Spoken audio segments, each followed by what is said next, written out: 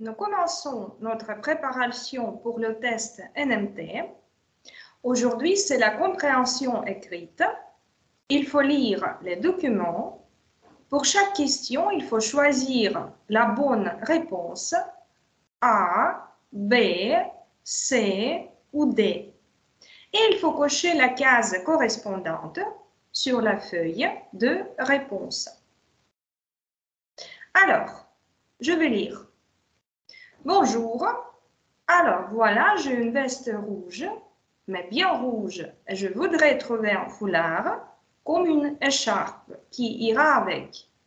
J'en ai un noir avec de gros pois blancs, mais ça ne va pas trop avec, je trouve. Que me conseillez-vous? Merci.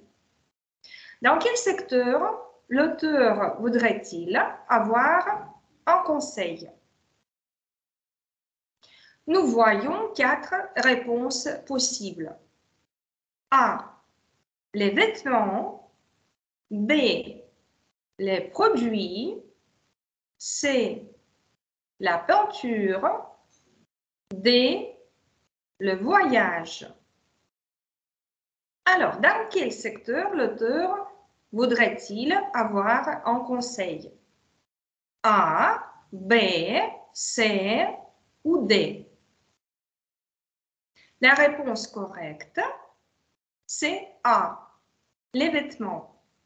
C'est-à-dire, l'auteur voudrait avoir un conseil dans le secteur les vêtements. La bonne réponse, A, les vêtements.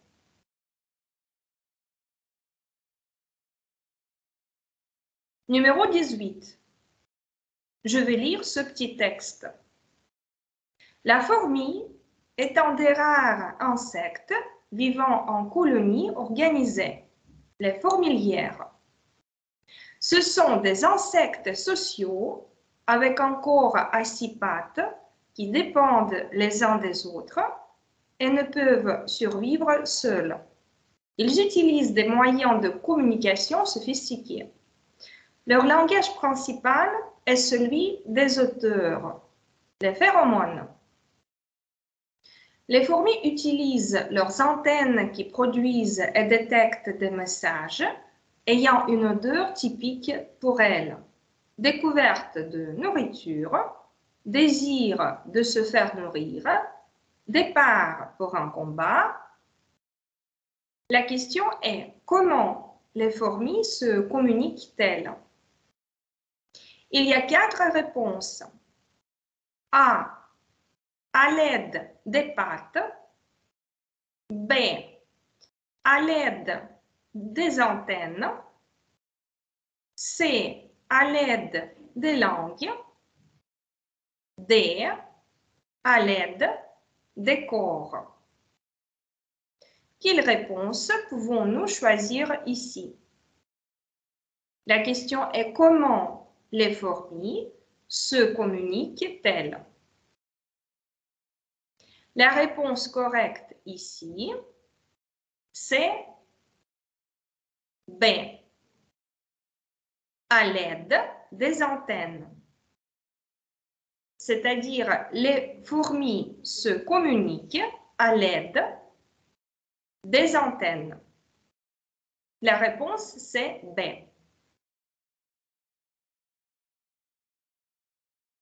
Regardons le test suivant, numéro 19.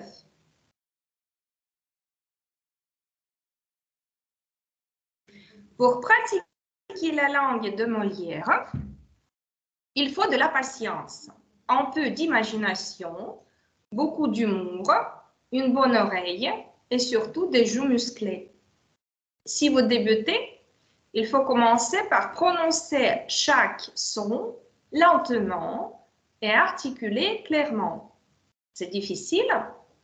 N'oubliez pas que 60 millions de personnes y arrivent dans l'Hexagone. Alors, pourquoi pas vous?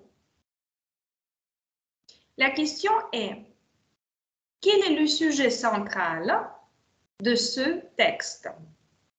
Nous voyons ici 4 réponses possibles. Les parties du corps, c'était A. La difficulté de la lecture, c'était B. Les traits du caractère, c'était C. L'étude du français, c'était B. Quelle réponse pouvons-nous choisir? A, B, C ou D? La question est quel est le sujet central de ce texte? Alors, le sujet central de ce texte est l'étude du français. C'est-à-dire la réponse correcte, c'est D. Oui, quel est le sujet central de ce texte? D, l'étude du français.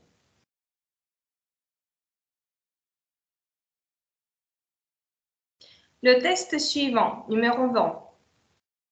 Le Premier ministre a annoncé le lancement d'un grand plan pour développer l'accès aux technologies numériques à l'école. Le but est que tous les élèves sachent se servir de ces technologies qui pourraient leur donner un métier. 150 000 enseignants devraient être formés à ces technologies et l'option informatique et sciences du numérique sera proposée dans toutes les terminales. Nous avons cette question. Quel titre correspond le mieux à cet article? Nous voyons 4 réponses possibles. A. Le numérique entre vraiment à l'école. B. Le gouvernement annonce un nouveau service. C. Les enfants choisissent les professions modernes. D. Les professeurs suivent une formation professionnelle. Quelle réponse convient ici le mieux? La question est quel titre correspond le mieux à cet article? La réponse correcte, c'est bien sûr A. Le numérique entre vraiment à l'école. Alors, la question quel titre correspond le mieux à cet article? La réponse c'est A. Le numérique entre vraiment à l'école.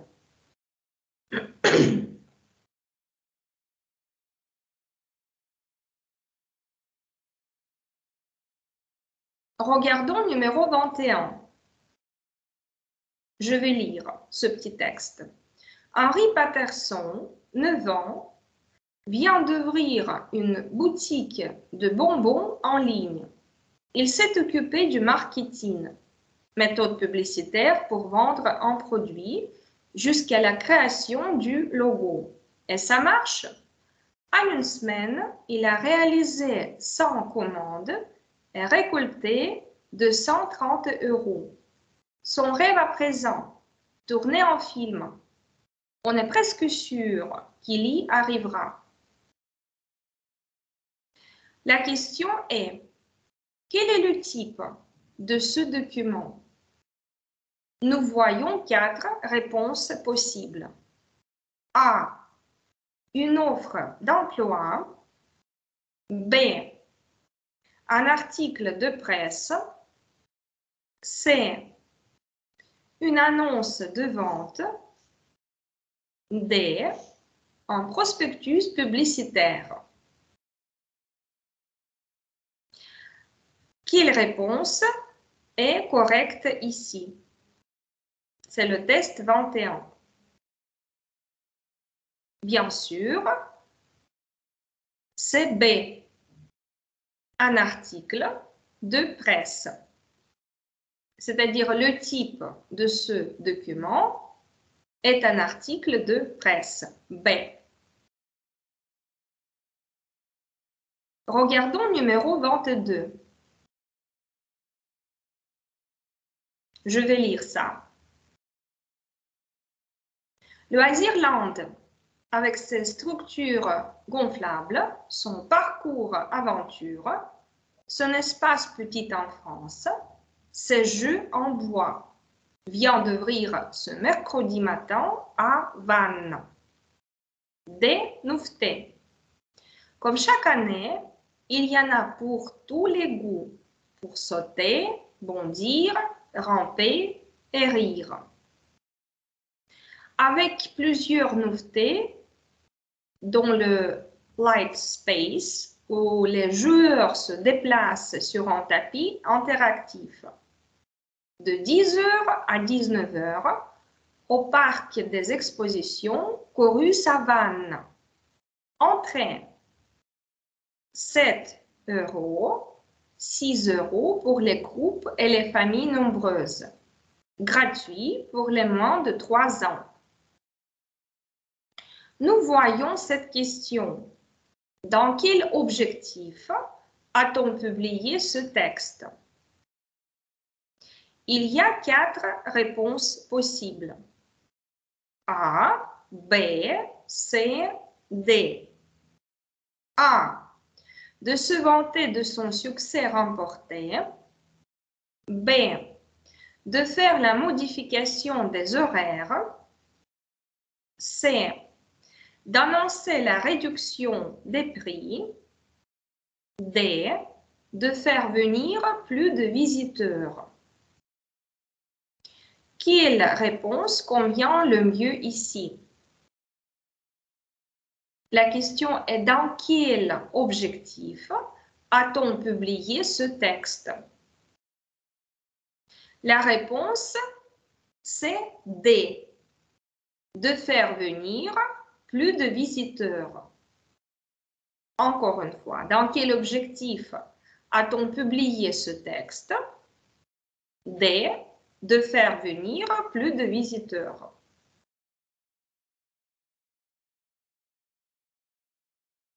Numéro 23. Tout Angers bouge. Les organisateurs de cette nouvelle manifestation ont programmé 4 courses.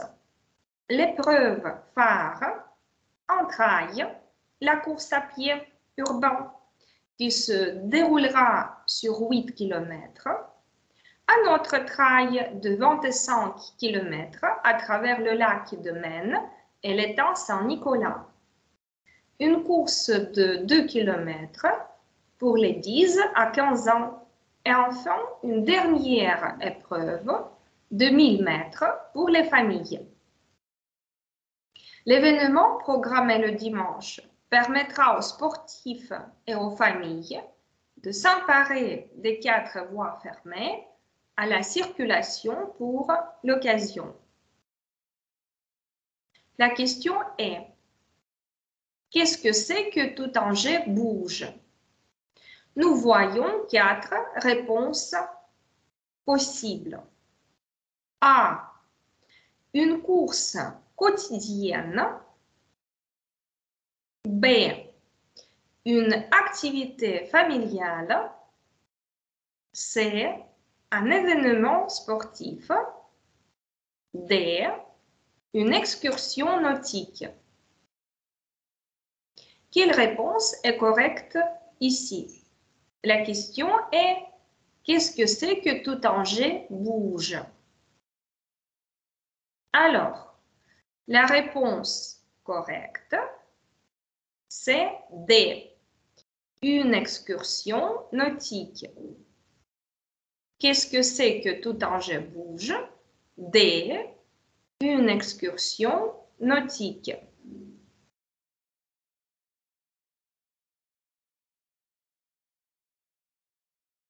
Regardons numéro 24. Je vais lire ce petit texte. Avec le retour des beaux jours, les idées de sortie en famille ne manquent pas. Alors, que choisirez-vous entre une session glisse à l'école de surf de Clohars-Carnoët, un après-midi poney au centre équestre de Quimperlé et une balade à la rencontre des animaux du parc animalier du Canqui, qui vient de rouvrir ses portes. Envie de se faire une toile avec les enfants? La question est, que propose-t-on dans ce texte? Nous voyons ici 4 réponses possibles. A. D'admirer les chevaux. B. D'entretenir les animaux. C. D'organiser son repos. D. De voyager sur un bateau. Quelle réponse convient le mieux ici? La question est que propose-t-on dans ce texte? La réponse correcte est d'organiser son repos. On propose dans ce texte d'organiser son repos. Oui, la réponse correcte, c'est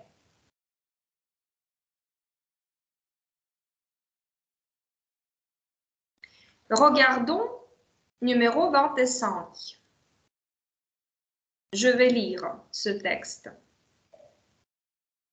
Voilà 70 ans que son appareil s'est abîmé en mer. Le 31 juillet 1944, Antoine de Saint-Exupéry part pour une mission sans retour. Derrière le mythe de l'aviateur, son biographe Virgile Tanaz raconte un passionné de littérature. Ce metteur en scène roumain enseigne aujourd'hui le théâtre et son histoire. Après avoir analysé la correspondance de celui qui est vu dans l'imagination populaire comme un pilote d'exception, Virgile Tanaz dresse plutôt le portrait d'un homme qui vit pour écrire.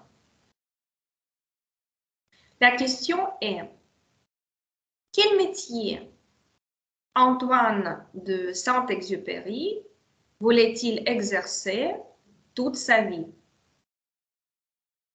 Nous voyons 4 réponses possibles. A. D'acteur. B. D'aviateur. C. D'écrivain. D. D'enseignant. Quelle réponse est correcte ici? Bien sûr, d'écrivain, oui. Antoine de Saint-Exupéry voulait exercer toute sa vie le métier d'écrivain. Nous regardons numéro 26. Je vais lire ça. Dans le quartier de Maurepas, des enfants et leurs familles vont tester une semaine sans télévision. C'est une initiative du groupe René de pédagogie et d'animation qui va proposer des activités durant les temps où la télévision est allumée dans les maisons. Goûter, rencontres, jeux coopératifs, repas. Car il s'agit bien d'une semaine sans télévision, mais pas d'une semaine sans rien. Nous voyons la question. Qu'est-ce qui est décrit dans cet article? Il y a 4 réponses possibles. A. Une tradition familiale. B. Une structuration sociale. C. Une émission télévisée. D. Une action pédagogique. Qu'est-ce que nous pouvons répondre ici? C'est numéro 26. La question est qu'est-ce qui est décrit dans cet article? Bien sûr, la réponse correcte, c'est D, une action pédagogique. Qu'est-ce qui est décrit dans cet article? D, une action pédagogique.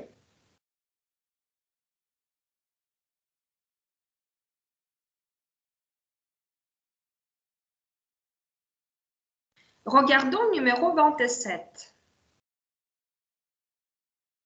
Je vais lire ça. Ce jeudi, on commencera la journée par un temps encore assez beau en de nombreuses régions. Mais déjà dans le nord et la région côtière, il fera plus nuageux. Dans le courant de l'après-midi, il pleuvra partout dans le nord-ouest du pays. Dans le sud, le temps restera généralement sec. La journée sera assez chaude. Le vent sera modéré de secteur sud-ouest et dans le nord du pays parfois assez fort.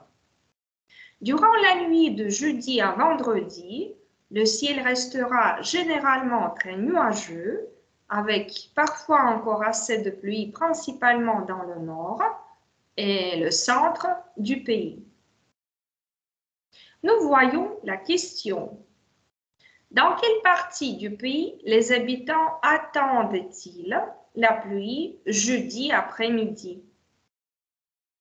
Il y a 4 réponses possibles. A. Dans le sud. B. Dans le centre. C. Dans le sud-ouest. D. Dans le nord-ouest. Quelle réponse est correcte? Alors, c'est D. Dans le nord-ouest. Encore une fois, la question c'est dans quelle partie du pays les habitants attendent-ils la pluie jeudi après-midi? La réponse correcte, c'est D, dans le nord-ouest.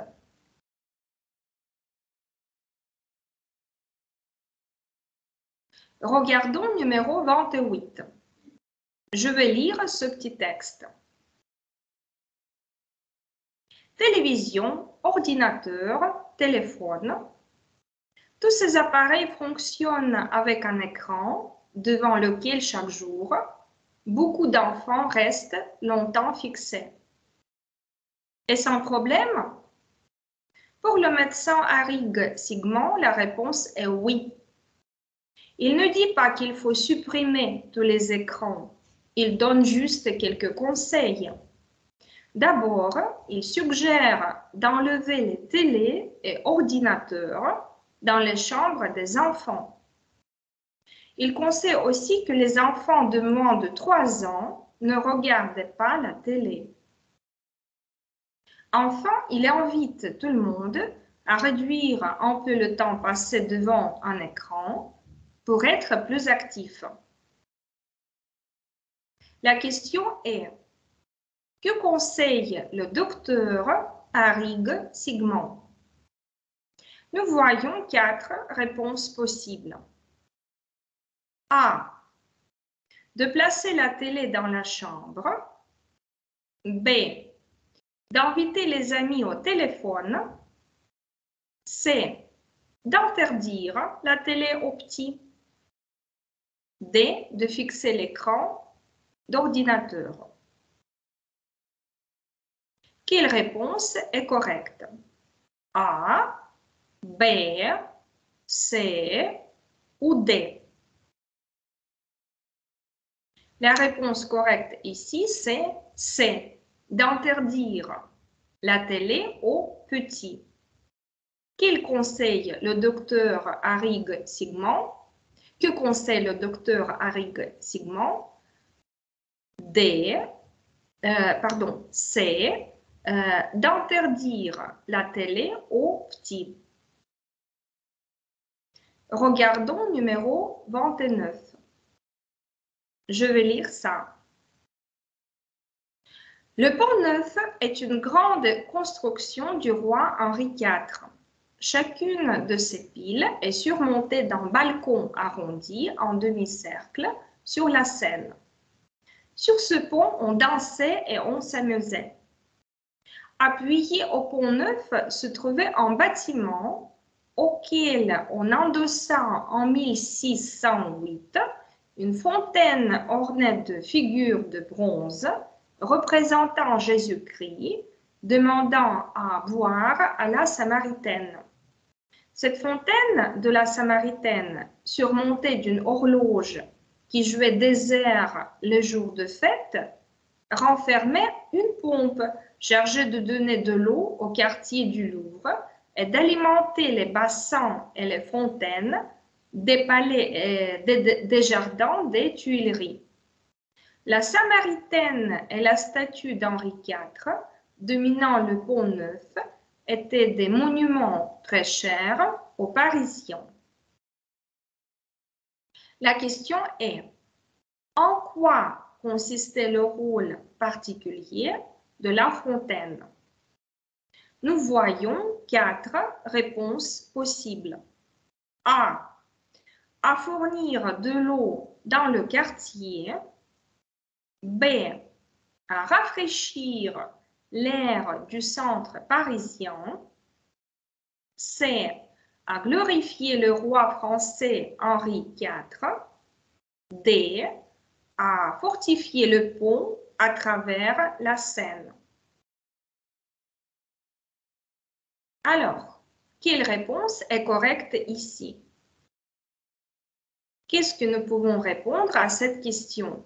En quoi consistait le rôle particulier de la fontaine? La réponse correcte, c'est A. À fournir de l'eau dans le quartier. C'est-à-dire le rôle particulier de la fontaine consistait à fournir de l'eau dans le quartier. Voilà. Regardons numéro 30. Je vais lire ce petit texte. Finissez avec le stress de la conduite de voiture le matin avec les embouteillages. Sportif dans l'âme, laissez votre voiture et prenez une bicyclette de vitesse qui vous permettra de vous déplacer à grande vitesse et sur une grande distance. Adopter ce sport, c'est se déplacer en un temps record tout en prenant soin de sa forme. La question est, qu'est-ce qu'on propose dans ce texte? Nous voyons 4 réponses. A. Battre des records sportifs. B. Utiliser la voiture chaque matin. C. Pratiquer le sport de vitesse. D. Changer la voiture pour un vélo. Quelle réponse pouvons-nous donner ici à cette question? Qu'est-ce qu'on propose dans ce texte? La réponse correcte, c'est D. Changer la voiture pour un vélo. Qu'est-ce qu'on propose dans ce texte? C'est D. Changer la voiture pour un vélo. Numéro 31. Je vais lire ça. À l'occasion de la fête nationale et pour dire au revoir, l'ambassadeur de France en Ukraine et sa femme prient Mademoiselle Oksana Petrenko de leur faire l'honneur d'assister à la réception qu'ils donneront le lundi 14 juillet de 12h30 à 14h30 à la maison de réception 24 rue Rouchevski. Prière de vous munir de ce carton. Répondez s'il vous plaît, regret seulement. Téléphone 5 9 0 31 42 5, 9 ans, 42, 68. La question est, qu'est-ce que le possesseur de ce document est invité à faire? Il y a 4 réponses possibles. A. À rencontrer personnellement un diplomate. B. À participer à une réunion solennelle. C. À venir à l'adresse indiquée à 15 heures. D. À téléphoner au numéro indiqué. Alors, la question est, qu'est-ce que le possesseur de ce document est invité à faire? Quelle réponse pouvons-nous donner? Ici, c'est numéro 31. Bien sûr, c'est B. À participer à une réunion solennelle. Qu'est-ce que le possesseur de ce document est invité à faire? B. À participer à une réunion solennelle. Numéro 32. Je vais lire ça. Le Centre d'information et de documentation de jeunesse invite les jeunes de la région à participer à l'atelier qui vous permettra de connaître vos droits juridiques, contrats aidés, indemnisation, de découvrir les réseaux sociaux et les sites d'offres d'emploi afin d'identifier les entreprises qui recrutent en Île-de-France. La question est, pour qui est organisé cet atelier? Nous voyons 4 réponses possibles. A. Pour les jeunes à la recherche d'un emploi. B. Pour les étudiants des facultés juridiques. C. Pour les utilisateurs du réseau Internet.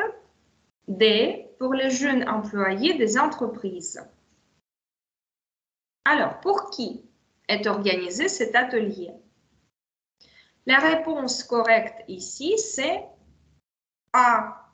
Pour les jeunes à la recherche d'un emploi.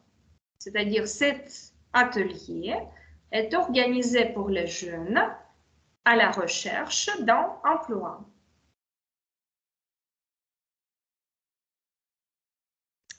Alors, ici, nous voyons un autre devoir.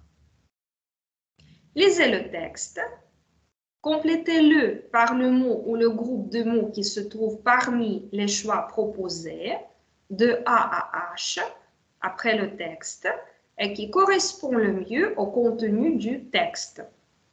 Cochez la case correspondante sur la feuille de réponse. Alors, c'est ce texte. Nous voyons les trous ici, oui. Ce sont des réponses. Et nous voyons la feuille de réponse. Tout d'abord, je vais lire ces réponses de A à H. A. C'est le chien de la famille qui a retrouvé l'enfant. B. Commence une partie de cache-cache avec ses frères. C. C'est le pompier qui a obtenu les données sur la fille. D. Qui a cherché la fillette pendant près d'1 heure. E. Que ses parents ont dû appeler d'urgence la police. F. Et le cache-cache lui est interdit à l'heure actuelle. G. Qui a bien caché sa sœur pour toute la journée. H. Pas moyen de trouver la cachette de leur petite sœur. Ce sont des réponses. Maintenant, nous regardons le texte. interdite de cache-cache. Une petite fille de 2 ans s'est tellement bien cachée pour les aider à la retrouver. Alors, nous devons mettre ici dans ce trou une de ces réponses. Regardons. On vient de lire ces réponses. Quelle réponse convient le mieux ici?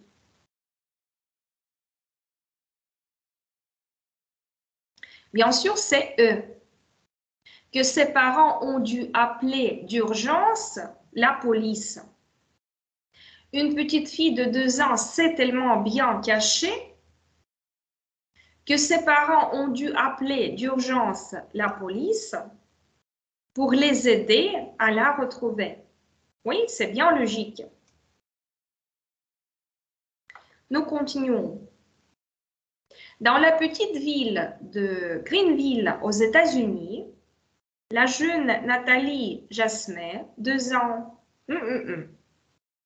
Alors, nous voyons ce trou. Choisissons une réponse correcte.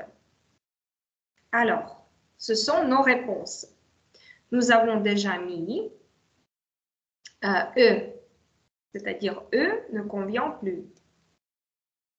Alors, qu'est-ce que nous pouvons mettre ici? Bien sûr, c'est B. Commence une partie de cache-cache avec ses frères. Dans la petite ville de Greenville aux États-Unis, la jeune Nathalie Jasmet, 2 ans, commence une partie de cache-cache avec ses frères. La phrase suivante. Mais au bout d'un moment, ces derniers avertissent leurs parents. Numéro 35. Regardons les réponses. Bien sûr, c'est H. Pas moyen de trouver la cachette de leur petite sœur.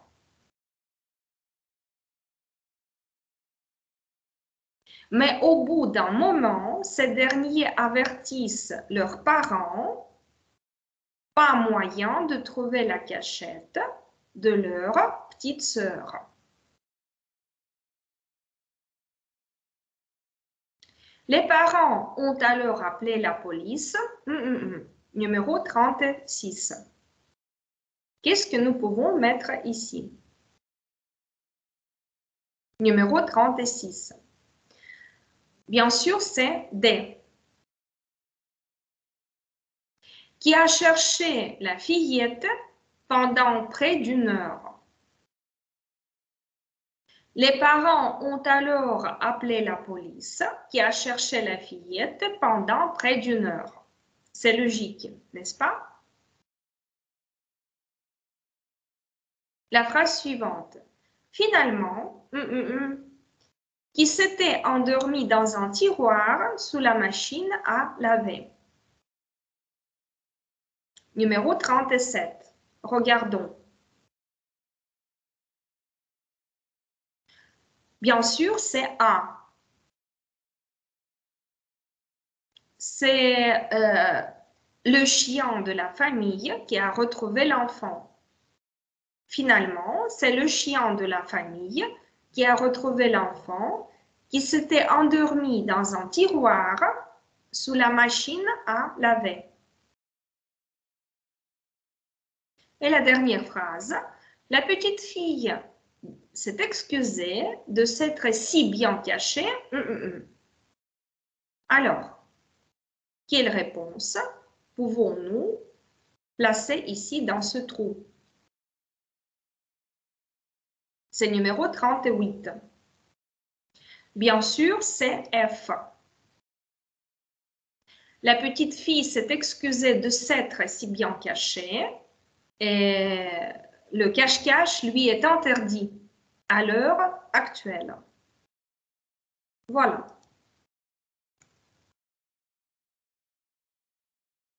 Maintenant, nous regardons la partie suivante. c'est la maîtrise des structures de la langue. Il faut choisir la bonne réponse A, B, C ou D et il faut cocher une case correspondante sur la feuille de réponse. Alors, numéro 39. Je vais lire. En Normandie, on trouve beaucoup de plantations de pommiers. Ah oui, c'est le paysage du pays où l'on fabrique du cidre. Il y a 4 réponses possibles. A, chaotique. B, désertique. C, typique. D, statique. Alors, quelle réponse convient ici le mieux? C'est le paysage typique. N'est-ce pas? C'est logique. C'est le paysage typique, c'est du pays où l'on fabrique du cidre. Numéro 40. Je vais lire. Quand nous étions enfants, on lisait beaucoup Jules Verne. On disait que pour nous, il était le roi de la littérature. Nous voyons ici 4 réponses. A, féminine. B, gothique. C, réaliste. D, enfantine. Quelle réponse pouvons-nous mettre ici dans ce trou? Bien sûr, c'est D, enfantine. Quand nous étions enfants, on lisait beaucoup Jules Verne. On disait que pour nous, il était le roi de la littérature enfantine. Numéro 41. Que mettez-vous pendant les pluies automnales? D, elles sont très pratiques et protègent bien. A, mocassin. B, patins. C, sandales. D, bottes. Alors, la réponse correcte, c'est bien sûr D, bottes. Que mettez-vous pendant les pluies automnales? Des bottes. Elles sont très pratiques et protègent bien. Numéro 42. Ta chambre, Basile? Je l'ai rangée, maman. Nous voyons 4 réponses possibles. A, mal. B, encore. C, toujours. D, déjà. Alors, quelle réponse convient ici le mieux? Je l'ai déjà. D.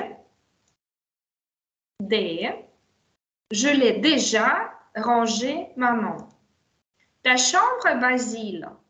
Je l'ai déjà rangé, maman. Numéro 43. Je vais lire.